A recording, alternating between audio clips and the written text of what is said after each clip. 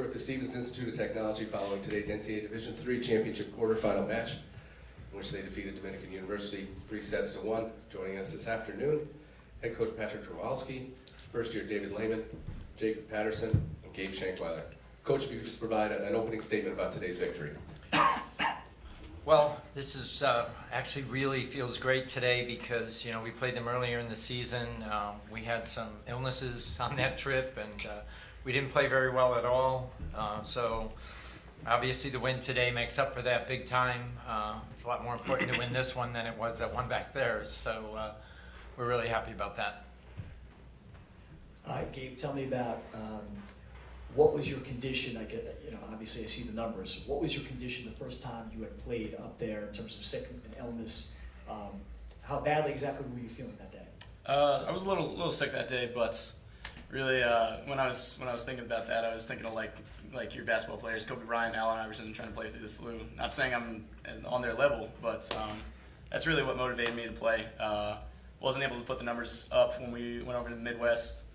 And then talking with the coaching staff between games and during each set, somebody else was very deserving of being on the court. I wasn't performing my best. It was a numbers game, and I believe that our backups were going to perform better than me and produce better than me. That's just how much all of us trust every guy on the team from 1 through 19. And I think that really helped us out this time around too, with the way our practices have gone during the match. We're taking tips from the sideline from every single player and receiving motivation during this match. Gabe, what's been your general message? You're obviously a more experienced player. Probably a quarter of the team was there in 2015, even though you were on the sideline. What's generally your message been to this team, maybe ahead of it, if you have a message, ahead of the tournament and just playing kind of the big matches that you will tomorrow? Yeah, being on the team in 2015, amazing experience, even if I wasn't on the court. Medical redshirted, but I really wanted to stay around that team because it was very special. I knew I would learn a lot going forward in my career from staying that year. And I guess what I've tried to impart on the team this year is that we're gonna be in some very tough money time situations. And during those times, you just got to rely on what you know you've done before, your experience, and trust each other. Trust each other is big. Everybody said on our team this year. It's been told to me a lot this year. I try to do too much sometimes, so I got to take a step back and you got to say trust every one of these guys tonight. David, how are you feeling? So you sat out the NCAA match, the shoulder. Just how are you feeling to try to get into a rhythm? The NCAA match, that was a great match. I warmed up before it. I felt a little sting, and just coach sat me as a precautionary measure. Amazing match. I'm really happy we still found the win. Today the shoulder was pretty good. It doesn't have that much longer to last though, because we're trying to make it all the way. 4 more days. Good luck. That's it. Coach, in 2015, your program captured the national championship. So going into tomorrow against the match against Springfield again, what is your game plan? Well, it's a little early to set the game plan. We obviously watched their first match, but we'll be sitting down tonight. We'll be doing a lot of video analyzing. My assistant coach, Amable, is fantastic.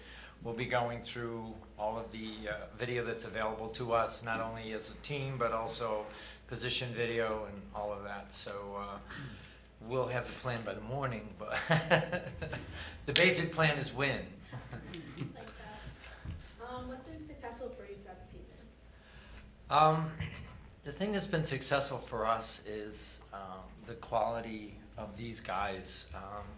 The work that they put in the classroom, on the court, in the weight room, it never stops. They're 110% committed all the time. They are so focused, it's ridiculous at times, but in a good way.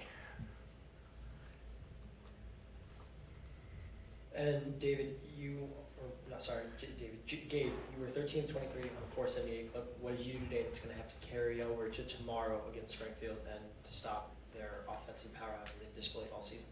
I think the discipline would be huge for tomorrow. Like I was talking about before, we tend to fall apart when we're trying to do too much. If we're trying to overcompensate for lining up a block wrong, if we're trying to reach for a ball on a set, if we're trying to reach for one arm. We just have to stay disciplined in the movements that we do, make sure our little movements matter, make them very crisp, and try and better each ball. Jacob, you led the team 410 hitting percentage, really effective out of the middle today. What did you see from those guys that helped you guys run such a nice offense? Well, we our game plan coming into this was pick on the middles, so their outsides have to help out to open up for Dave, Gabe, and Dylan, our other outside. And it worked out perfectly. And then we had Coach Amable on the side. He did a really, really good job this last week preparing us for Dominican. We ran a lot of plays against them, which we were extremely successful with. Running a whole lot of just X's, and even when we don't run that play, they would get very, very confused, and we'd throw it out to somebody else, and they'd have one or two blockers, or one or nobody up, and it worked out extremely, extremely well for us. Congrats, fellas. Thank you. Thank you. Thank you.